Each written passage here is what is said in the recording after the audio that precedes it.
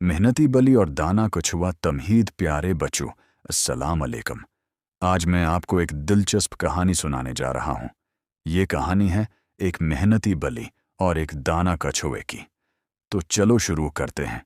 बल्ली की मुश्किलात। एक बली थी जो बहुत गरीब थी। उसके पास न घर था, न अच्छे कपड़े और न ही खाने को कुछ खास। वो गलियों में कुचरा चुनती और जो मिल जाता खा लेती। बली बहुत मेहनती और ईमानदार थी। वो कभी किसी का कुछ नहीं चराती थी। लोग उस पर हंसते थे, लेकिन वो खामोशी से अपना काम करती रहती। कछुए से मुलाकात। एक दिन गर्मी की धूप में बली की मुलाकात एक बूढ़े कछुए से हुई।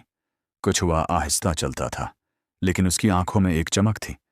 कछुए ने बली से पूछा, क्यों उदास हो बली बहन?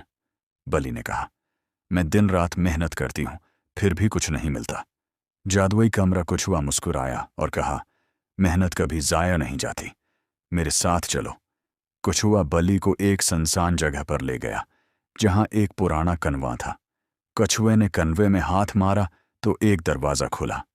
अंदर एक जादुई कमरा था, जिसमें अनाज, पानी और एक नर्म बस्तर था। इनाम। बली की आंखों में खुशी के आंसू आ गए। कछुए ने कहा, ये सब तुम्हारे लिए है, क्योंकि तुम मेहनती और ईमानदार हो। कछुए ने मजीद कहा, ये दुनिया मेहनत करने वालों की है। बली ने कछुए का शुक्रिया अदा किया। सबक। उस दिन से बली ने अच्छा खाना पाया और दूसरों की मदद भी करने लगी। वो सबकी दोस्त बन गई और कछुआ उसका बेहतरीन मुशीर।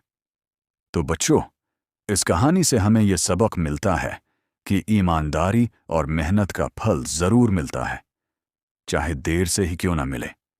खुदा हाफिज।